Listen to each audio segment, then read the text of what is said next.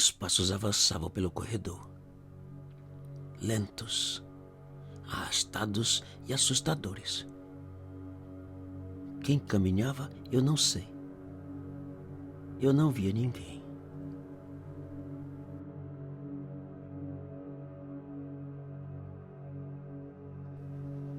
Depois que todos saíram do edifício, eu fui para a sala dos monitores em busca da lista de normas que, segundo o gerente, eu devia ler antes de fazer qualquer coisa. Aquela era a minha primeira noite como vigilante daquele necrotério. Eu peguei um copo de café, sentei frente aos 4 monitores e fiquei a ler a lista das normas. Primeira, verificar se as 2 portas, frente e fundos, estão trancadas. Segunda, verificar se todas as salas dos 2 pisos estão fechadas e trancadas. Caso encontre alguma aberta ou destrancada, tranque imediatamente. Terceira, procure fazer a número 1 e 2 antes da meia-noite. O relógio à minha frente marcava 23h10.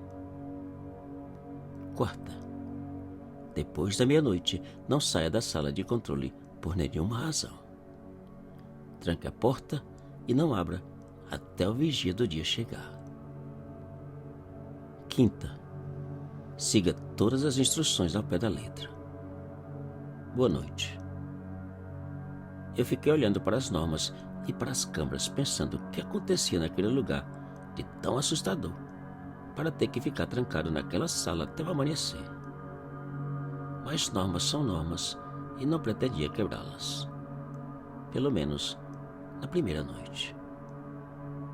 Eu levantei, saí, cumpri as normas número 1 e 2, voltei para a sala e tranquei a porta. O relógio marcava 23h55. À meia-noite eu fiquei de olho grudado nos monitores, esperando ver alguma coisa extraordinária acontecer. Os minutos foram passando. 12h15, 12h30, 12h45 e nada. À 1 da manhã, uma das câmeras do 2º piso deu sinal de alerta. Eu puxei a imagem para o centro da tela, aumentei o volume e fiquei olhando e escutando. A câmera começou a mover para o lado direito do corredor e pela primeira vez eu vi os passos lentos e arrastados. Eu fiquei olhando, tentando ver quem caminhava, mas não via nada. Apenas ouvi os estranhos passos. Os passos foram aproximando. A câmera movendo bem devagar, até parar como se fosse quem fosse que caminhava tivesse parado bem à sua frente. Eu não via absolutamente nada. E outra vez, os passos continuaram e a câmera começou a mover para o lado esquerdo do corredor. E a câmera seguinte deu sinal de alerta. Eu mudei a imagem para aquela câmera e continuei olhando. Os passos aproximaram, pararam e seguiram em direção à escada no fim do corredor. E outra câmera deu alerta. Eu puxei a imagem da câmera da escada e fiquei esperando. Os passos aproximaram e começaram a descer. Enquanto a câmera movia seguindo os passos que desciam ao meu piso, meu coração começou a acelerar. Eu fui pulando de imagem para imagem, acompanhando o movimento das câmeras e dos passos lentos e arrastados que aproximavam da minha sala. Eu não sabia o que pensar. Não sabia o que fazer, além de olhar apavorado para o movimento das câmeras que saltavam de imagem a imagem até pararem bem em frente da minha porta. O meu coração já não acelerava. Ele parecia que pulava querendo sair do meu peito.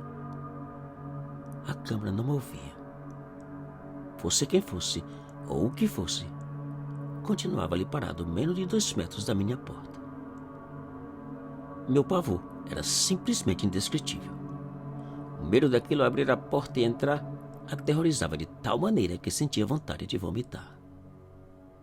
De repente, a câmera começou a mover bem devagar. Eu fiz o sinal da cruz, pedindo ao meu anjo protetor por ajuda, por proteção. E os passos começaram. Eu fiquei esperando apavorado para ver em que direção a câmera movia. Para meu alívio, foi em direção à porta principal. Naquele instante, o barulho dos passos pararam e a câmera voltou à sua posição original. E a noite passou.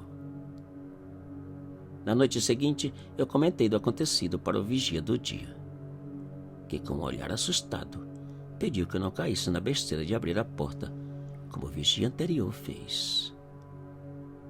E o que aconteceu? Perguntei. Ninguém sabe, pois ele nunca voltou, nem para receber o pagamento.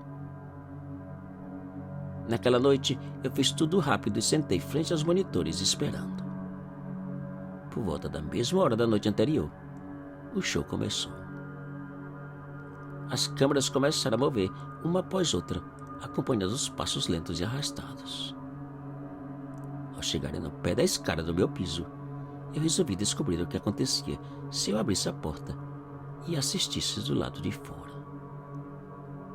Abri a porta e saí. Agora eu vi os passos sem a ajuda da câmera. Uma passada, duas, e começaram a correr na minha direção.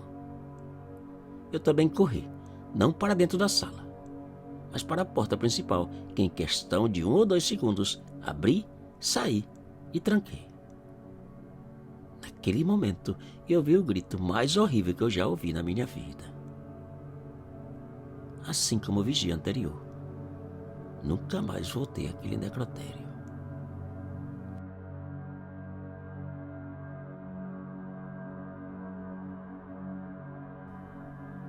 Eu nunca imaginei que um dia fosse capaz de trabalhar no necrotério. Eu sempre tive pavor de histórias assombradas e mais ainda de lidar com pessoas mortas. Para que tenha uma ideia, eu nunca fui de participar de velórios ou visitar cemitérios. Não é que sou uma pessoa insensível. Pelo contrário, sinto a perda de todos os entes queridos sem a necessidade de vê-los mortos. Prefiro manter as lembranças de quando vivos e despedir com orações. Porém, por ironia do destino, durante a pandemia fui despedido do meu trabalho e com aluguel caríssimo e atrasado, a única saída foi aceitar uma oferta de trabalho no necrotério local. Ao saber da minha precária situação financeira, o gerente sugeriu que eu mudasse para o pequeno apartamento no 3º andar do necrotério, sem aluguel ou qualquer outra despesa.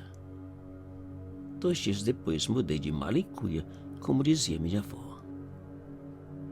No princípio, não foi nada fácil. Cada barulho que eu via, eu saltava apavorado e com vontade de sair correndo daquele lugar. Mas com a ajuda da pessoa a quem assistia, pouco a pouco fui acostumando e aprendendo. E os dias foram passando. Nada de anormal ou inexplicável acontecia. 2 meses depois, por volta das 3 da tarde, recebemos o corpo de uma garotinha linda de apenas 5 aninhos, chamada Isabela. Uma bonequinha que parecia dormir. Depois de terminar a nossa parte, levamos a garotinha para uma outra sala, onde receberia os cuidados finais antes do velório no dia seguinte. Às 22 horas, encerramos o nosso dia, fechamos o necrotério e eu subi ao meu apartamento. Depois de comer alguma coisa, deitei assistindo televisão. A garotinha não saía da minha cabeça. De repente,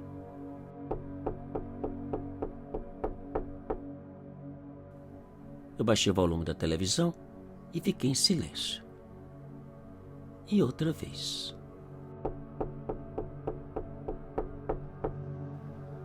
Quem podia ser? O gerente? Não, ele não bate daquela maneira. O meu colega ou algum outro funcionário? Também não. todos saíram antes de eu trancar a porta principal. Eu aproximei da porta bem devagar e perguntei quem era. 1 minuto passou e ninguém respondeu ou bateu. Eu perguntei mais uma vez. Dessa vez, eu ouvi a risada de uma criança bem próximo da porta. Os arrepios aumentaram. Meu corpo esfriou por completo. Eu agora sabia quem estava do lado de fora. Eu pensei por alguns segundos e finalmente criei coragem e disse: Isabela, é hora de descansar em paz. Vai dormir, vai. Eu acho que a bonequinha atendeu meu pedido, pois não voltou a bater.